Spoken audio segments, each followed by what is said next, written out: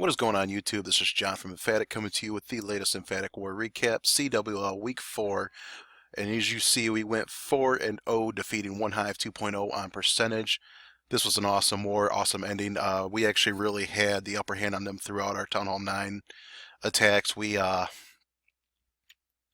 basically cleared their 9s with no more than our dips set, actually less dips than we were originally planning on using. So really good job. All of our 9s that came up and hit the Town Hall 10s did so with some great percentages, over 70% on, I think, at least 4 of them. So gave us some options in whether or not we have to hit a base towards the end, and being able to leave one in it helped pad the percentage. Onehive 2.0 did get a 10v10 triple against us, but they got one less dip 3-star than us.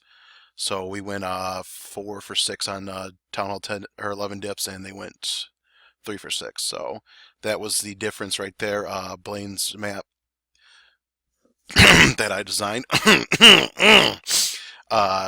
was the final map that they hit. It was 1-star beforehand and got hit with a 95% 2-star. So that kept them from taking a star victory on us. And we were able to double. Zhao actually got a 6-pack, is what happened here. He got the 6-pack at the end, really clutch. He'd been struggling for a little bit. It was very nice to see him get back in gear. So let's just see here. What percentages do we got here? Plus our percentages up top were pretty good. As much as I would love to show me hitting somebody, you know what? This is a pretty different attack as well. So you've seen Baby Dragon, you've seen other ways to hit. Well, look at how many balloons I have in my composition, 24. So here we're going to get started. 4 loons at the air defense allows me to put minions down to start building a funnel. You know, smartly holding a minion just in case there's a red bomb there. Actually, this is a cleanup. I didn't remember that there's a red bomb there, but got it down.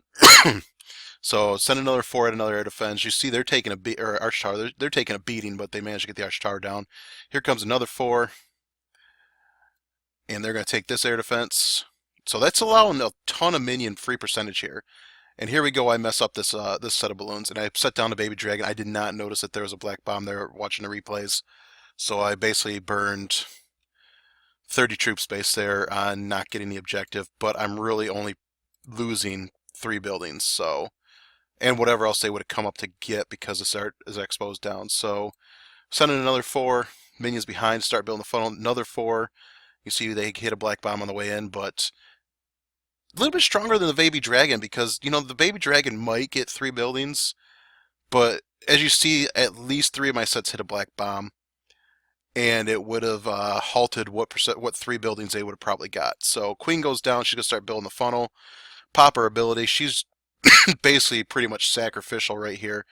But as you see there, she manages to take out the backside of the funnel. Keen and Valkyries come down from the other side, and they all jump in to start shredding the bomb tower, or gold swords and archer, whatever was there. Go and get the bomb towers, rage down on the eagle, freeze down on the CC and king, and a rage that is fed into the town hall helps knock down the town hall, and that just allows for whatever minions I got left scattered to pick up the rest of the percentage. So we'll just fast forward. And it's just another way to look at doing these rages. You don't always have to be a cookie cutter, mash drag, baby drag, or anything like that. You can go out of the box and just systematically delete all of the air targeting defenses that would impede your minions from getting the extra scouter percentage. And that's exactly what happened here. Credit to Sig for coming up with this plan. The guy who hit it before me didn't do Sig's plan, but I think he did parts of it. But we also didn't know it was in CC at that point to know that it wouldn't be triggered by balloons. So very awesome to see. Next up, we got Zhao, part of his 6-pack. We're only going to show 1. This is on his highest base. Being that we were unable to get 10v10 triples, it was pretty much our final 11s just took the bottom ones just to get the safest stars. And that's really Onehive 2.0 does a great job in managing their weights. For the mid-season CWL, we're required to have 3 Town Hall 10s at 87k or below, and their lowest ones are pretty much set up like max 9s. They have to have all the buildings down, but they had max infernos, a whole bunch of leveled up point defenses. stuff like that. Really, really difficult to hit. Made it real easy for our troops to run out of juice. And that'll probably be fixed with the upcoming update. Not not how they handle their weights. I would be surprised if anything happened to weights, but the viability of some troops coming back into life and the speeding up of the balloon drop will probably help out a ton in working with the 87K. So it might not be that big of a deal at that point. If somebody's capable of knowing exactly how to handle their weights perfectly. But there you see, though, he's got bowlers. They took 2 air defenses, took out an Inferno. Queen's coming up to take out this mini Tesla farm, and I think all the other Teslas are gone too. We're not at 51% yet, so I don't. Maybe they're not gone, but he's got his haste down, leading all the balloons in. He's got a rage for this big cluster right here, and a freeze, and boom, boom, boom, drops all those bombs. Sorry, I got a text message coming up. It's fantasy football semifinals, and both of my teams are in semifinals. Kind of working my way to being a back-to-back two-time or back-to-back double champions, which is insane. And of course, the trash talk is starting early. So one of the guys I'm playing with has had 5 players already go, and only one of them scored what he's supposed to. Everybody else didn't even put half of a dent in there. So it looks like I'm going to at least advance in one of them, which is awesome. All right, so we are done with our Town Hall 10s. We are going to Riot's Fresh Hit on 16. Really, with these wars, there's so many good ones. I ask for nominations to be shown in the recap and try to get every single one of them. In fact, I think I'm going to get every single one. We didn't get that much. Everybody was pretty spent by the end of this war, so there was not a lot of chatter after we won. So. But so you see he's got the golems coming down. He's coming at this with a bolalo, it appears to be. So golems are down. Baby dragon's creating a great funnel. And then we have the wall breakers coming in to let everybody in. I don't that archer tower could cause a little bit of drama here, but the bowlers take it out with their bounce. Hound in the CC, so Queen's gonna get hung up, but drops a jump spell. Is holding the rage spell smartly. Does not really need it. Bowlers and King take out the Queen. Finally drops it. He probably could have waited a little bit longer, but it helps speed the Queen through the Hound because she's going to need to get those pups down before everything goes. Drops the heal down on the kill squad, so they start eliminating everybody. And we have the Hounds starting to come in. No air sweepers to get. Really high value kill squad, and they're still going. They just basically have a straight shot to run through the entire base. First air defense is down. I don't think Queen's going to go get that other air defense, but she shouldn't have to. Pops her ability. She's going to get these last 2 air targets. Oh, no, she's going to go help out because there is no Hound right now, but balloons really don't need her help. And that is everybody collapsing on the final defenses and crushing the rest of the base. Fresh hit. So very good job to Riot. Definitely one of the all-stars of the Town Hall 9 crew. Next up, we have Sloppy Sarah in a very... Oh no, this is Bad Intentions. This is my personal raid of the week here. And this is actually a cleanup of Lee's plan. We were talking about this and trying to lure the CC because we were thinking it was going to be a Hound. I suggested drag it to the corner, but he dragged it to the corner. I wasn't really thinking he would have. And I don't know whether or not that cost him the raid or not. Probably dealing with the Hound would have cost him the raid, especially because he's hoping his kill squad would get that air defense. But there you go. You see, sends in the first couple Hounds under rage, and he drops in a skeleton spell on the Queen, so the Queen gets taken care of. Pups are helping take care of the Queen as well. They're going to get on that King, take him out, and then Larry's are going to be able to start cleaning up. So we send a Loon and a Hound from the Troll Tesla position. Again, like we said, clean up. So haste is down for the Loons. Hound gets on the air defense before he loses too many balloons. And we have everybody collapsing on air defense number 3. First one being Zap Quaked. And we have 3 standing Hounds that are going to go slowly towards the final air defense. And 2 of them are going to get taken out pretty quickly. They're pretty weak, the level 2s. The level 4 is just going to sit there and just take a pounding uh, while the balloons, I don't know if he could have cleaned up that path or not, especially with the distance of everything, but he saved some for the back end and perfectly has everything laid out so heroes don't come down to the very end.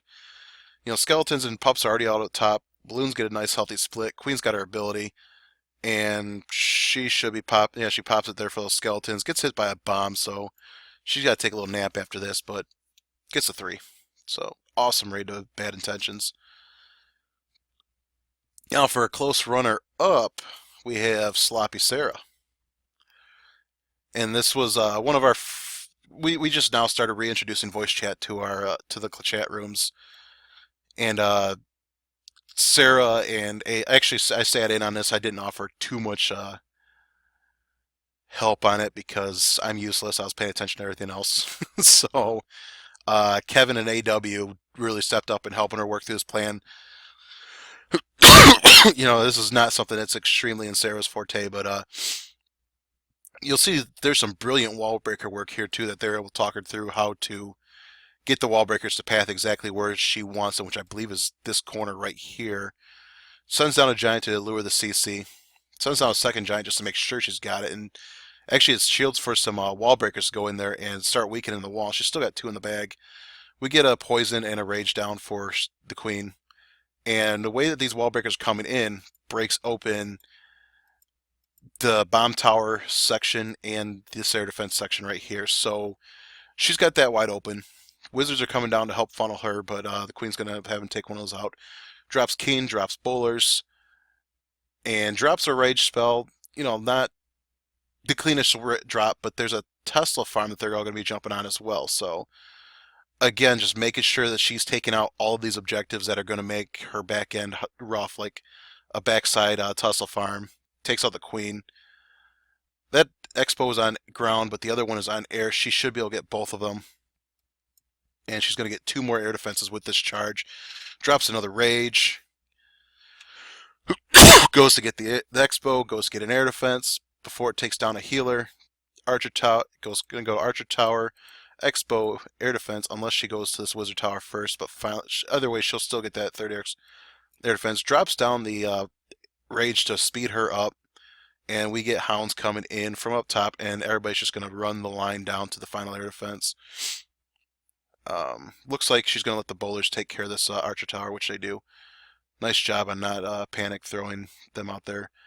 So that first hound did not last too long with the bombs that were there. I don't even know if this last hound's going to pop because it looks like the queen stepped up and took care of the final air defense. So super high value on that charge. And that is a beautiful triple. Again, I could have submitted either one of these braids, and that there would be no. I don't think there'd be any argument from anybody. But whatever's. Okay, 25. I got told let's show this one just because of the queen kill. So let's find out what happened with this queen. There we go. We got Golem and Wizards down. Advised Walrus was bragging about how he hasn't farmed in like months. And he's out there walking out these Town Hall 8 wizards. Come on, bro. I'm going to have to give him hell about this later. But here we go. We got Jump Spell going down, and we have wizards just creating a nice funnel on the right-hand side. Bowlers coming in, queens coming in. This is a stoned hobo. But, again, he's not going directly after the queen. I don't know if he's going to... No, he's going to keep jumping them through the base, so, I don't see any skeleton spells. This is interesting. Let's see how he does this. So we get poison down. Bowler's going in, chucking rocks. P.E.K.K.A. is going in. The queen hops out, so he just drops a P.E.K.K.A. to walk the outside of the base, puts a poison on her. 2 shots. Queen is down, and then P.E.K.K.A. might get another building, but that was pretty interesting. Okay. One solid smack on the elixir pump will start, or storage will start knocking that down. Hogs go over, trip a bomb, but not a monster amount of damage being done to them for those bombs. Sends some more hogs up top. And everybody's going to have to deal with this Keen at the back end, but looks like the Keen is mad at some golems for not being able to hit it, so... There we go, we got another giant bomb. Oh, Keen decides to run back to go after the hogs. So this is where it could get interesting. Still got 2 hogs in the bag. And all the defenses are now down. Swags his wall breakers already. And it looks like the... Oh, I don't know what's going to go on here with these hogs. Let's just speed up because there's not a ton left. There we go. He sends a bit for the back end. Now the Keen's not going to come after him. And gets through doing the cleanup. So nice patience there. Alright, and we are going to our last raid, number 27. This is Kevin on a base that gave everybody fits. And let's see how he finished this one off. So really, we got close quite a few times. The hogs and queen kill weren't the problem, but it seemed like the walk and killing the king was the big issue. And here we go, we got a giant down. I don't even know if we got a full CC lure, but Valkyries are out, or there's a Valkyrie down to take out all those CC goblins. I don't think the Valkyrie even took a hit. Comes up into range, takes out the rest of the goblins, and she will get taken out by the baby dragon, but for 8 troop space to handle all that CC, no spell needed. Definitely, although I don't know why the rage is just sitting on the queen, but okay, the baby dragon did get into range of it. No spell still needed for the queen, and she's going to step up into a Tesla farm. Now she's going to need the rage, and she's going to handle skeletons. So just a huge amount of crap she's got to work through up here, but which is what made this base so tricky. We got Archer down in the corner. Looks like he's getting those all knocked out right away. Still, Queen still is still having to work through a lot of stuff there. You know, this is one of those bases just to really take a look at, study, and break down, and see what made it so hard, because honestly, the big reason why we were doing so well in this war was our base, Town Hall 9 base building. You know, they did not get many attempts to have Town Hall 9s step up to the Town Hall 10s to get them any ideas of what's going on. There you go, see the hogs all came in, and we have skeletons down on the queen, which is gonna take her out, no problem. So something our guys love doing. And first heals down, but yeah, the base building is really the star of the show. R9's performed very well too, but the fact that there's so many bases that absorbed at least 1 hit, and some of them absorbed, I think one of them absorbed 4 hits and then was dipped, which I think was Kevin's base. You know, that's just so valuable to set up the back end of the war, and definitely helps support the winning cause. So. And that's something we do every week, because we're constantly building bases. In fact, I'm probably going to build one here in a couple hours after I do a couple things around the house, and maybe get this cut to be ready to go to YouTube. I got 2 other ones I got to cut still.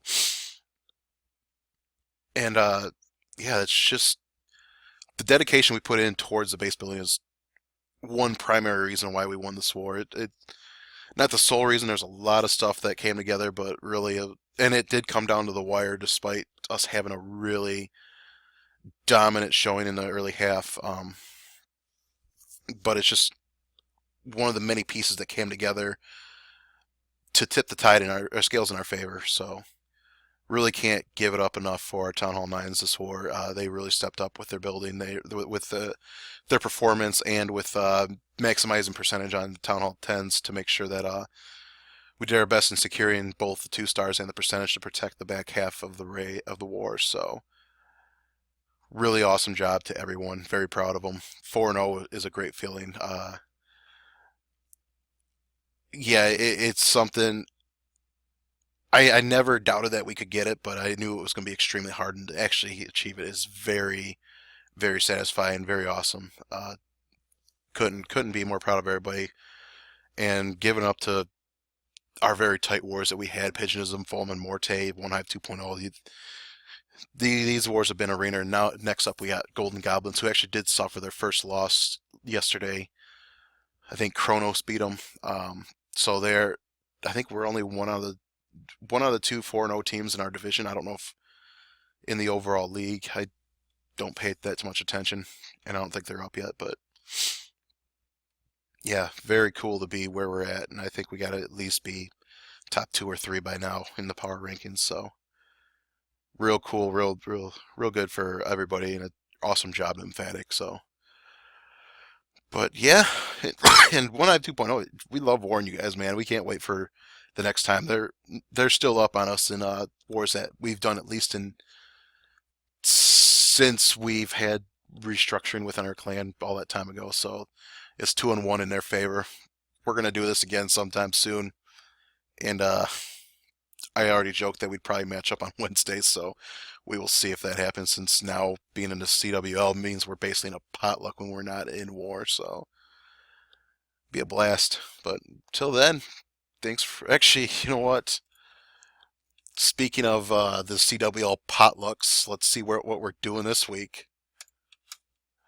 Wrong thing. There's the button. Yeah. How about that spin? So I think this is my first time ever warning these because I don't even know if the clans ever ward Mariana's Trench. So this is going to be interesting, and I already have Professor Moriarty knocking on my door and ruining my farm wars. So one day we might get a break. Thankfully, Christmas is this week, so we can take it easy. So, all right, I think that's all I got. So, thanks for watching.